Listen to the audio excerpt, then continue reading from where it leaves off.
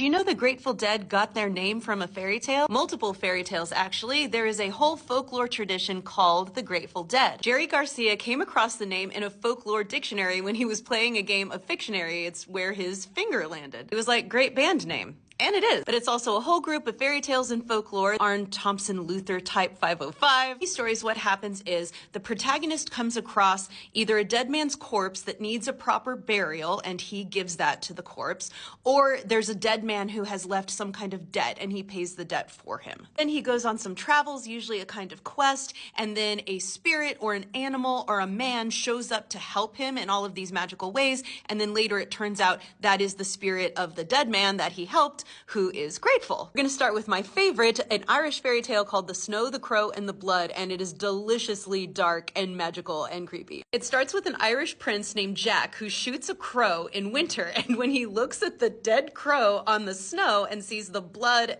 and the black feathers and the white snow, he thinks to himself, I want to marry a woman exactly with those colors. Just like Snow White, except it's not him wishing for a child, he's wishing for a wife. So he goes and tells his mom and dad, the king and queen, I'm gonna search the ends of the earth until I find a woman with hair as black as that crow, skin as white as that snow, and cheeks as red as the blood. And they're like, okay, I don't think you're gonna find it, but good luck. So his parents give him 100 guineas for his travels. And in the first city he goes to, he sees people fighting over this corpse. There are these bailiffs who say that the dead man owed the money. They want to take the body for the money, but the friends want to give it a proper burial. So it's 100 guineas that he owes exactly. So he's like, here, take my 100 guineas so this guy can get a proper burial. And the friends are like, thank you. Then mysteriously and seemingly unrelated, the next day, this little red man or wee red man pops up and he's like, hey, Jack, I'm here to help you. Jack says what he's questing for. And the little red man's like, that's the princess of the East. She matches that description. I will help you get out there and get her. They get to a castle and it's the castle of the giant of the cloak of darkness. And Jack's like, let's not stop here. And the red man's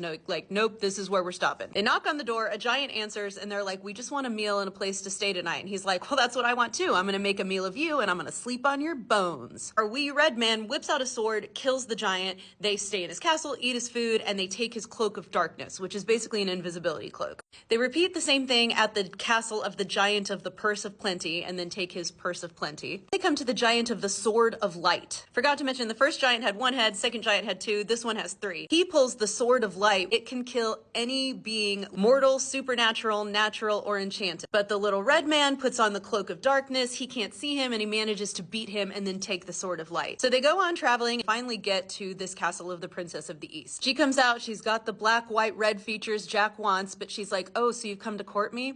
Well, you're gonna have to do 3 tasks. She takes Jack to the Garden of Heads, which is a rose garden, and on every rose bush is the decapitated head of a man who has tried to court her in the past. She's like, whenever a man wants to court me, I give him 3 tasks, and if he fails, his head ends up out here. Are you still willing to do it? And he's like, yep, I'm willing. She even says, there's one bush without a flower yet, Jack. I hope to see your head on it when this is through. Not sure why he still wants to marry her, but he does. Here's where things get a little 12 Dancing Princesses, which is probably why I like this story so much. She shows him this golden comb she's wearing, and she's like, between midnight and the cock's crow, I'm gonna be somewhere not on this earth, and you have to somehow get this comb out of my hair. That's your first task. So again, Little Red Man does the work. He wears the cloak of darkness, and he follows her when she leaves her room at midnight, and she goes to hell to sit and chat with the devil. They kiss on the lips, but then they just sit and chat, and there's a little wee guy watching back there. So he steals the comb, gives it to Jack, he shows it to her in the morning, and then the next day she does the same thing but with a diamond ring. He says, all right, you're never gonna get this one. Next morning I want you to bring me the lips of the man I kiss while I'm away. The little man follows her again, and this night after she kisses the devil, he takes the sword of light, which can cut any unnatural creature, and cuts his lips off. And the next morning Jack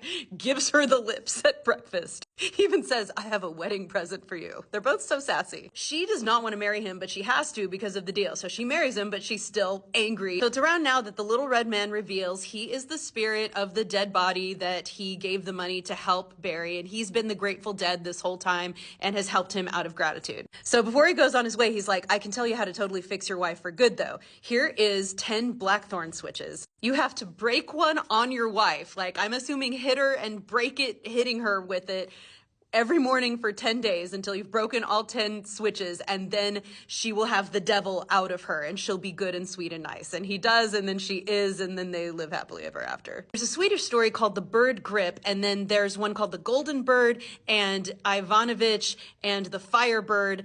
in Russian and the other one's in German that follow this Swedish one almost exactly, so I'm gonna just tell one and the other two are basically the same. The king needs these three guys to go on a quest. In this one, it's so that they can cure his failing eyesight. It's always three brothers, and the first two brothers always get sidetracked at an inn where they gamble and drink and live debaucherously, and the third one resists those temptations and goes on. In the bird Grip, he's specifically looking for this bird that when it sings will cure any eyesight problems. One night when he's staying at an inn, he hears this shrieking, and in the morning he asks this girl, what was that shrieking? And she's like, oh, the innkeeper beat this dude to death because he couldn't pay his bill. So our guy pays the guy's bill and pays to get him a proper burial.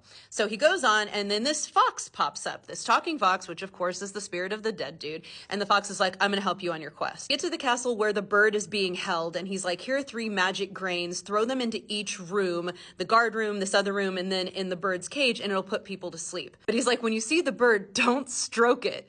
But the guy can't resist. He uses the grains, he gets to the bird, but he strokes the bird, and the bird shrieks and it wakes everyone up and he gets caught. The fox says, okay, just answer yes to everything at your trial. And he does, and then the king gives him another mission to save his own life. So the next mission is to carry off a beautiful princess from another kingdom. And again, the fox gives him the grains, but he's like, don't kiss the princess though.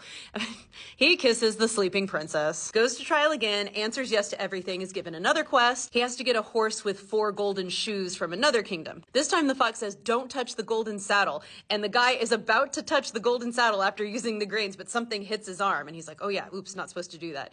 And then afterwards, when he succeeds, he tells the fox, I almost touched the saddle though. And the fox is like, yeah, that was me who pushed your arm away. I didn't trust you. I knew what you were going to do. So as a reward, he gets the princess, he gets the horse with the golden shoes, and they go try and get the bird again. And this time he's got the bird. And so he's trying to go home with the princess, the horse with the shoes, and the bird. And the fox is like, hey, don't ransom anyone. But he finds out his 2 older brothers who are wasting their lives at the inn are now going to be hung for their debts. So he pays their ransom. He pays to get them off. But the brothers immediately want all the cool stuff he has. So they try to drown him in a river and take all his stuff. Oh wait, it's a river in the Grimm version. It's a lion den in this version. So they take the stuff home to their dad, but the bird won't sing because the bird, the princess, and the horse are all grieving for their true master. Because yes, he is the master of the girl, and yes, she is on equal footing with the bird and the horse because patriarchy fairy tales. Anyway, Fox saves him from the lion's den / river. He comes back, and then the bird suddenly sings. The truth is told. The eyesight is returned. The older brothers either get banished or thrown in prison, and the guy lives happily ever after. A couple other messed up ones I have to mention. One from Italy called The Fair Brow. Our main guy has the fair brow. Our main guy pays off a dead guy's debts, and then he rescues this slave girl from Turkey and marries her. Turns out she is the Sultan's daughter. His father apparently didn't want him marrying her, so he beat them both and threw them out of the home, and they're making money by her making paintings that he sells,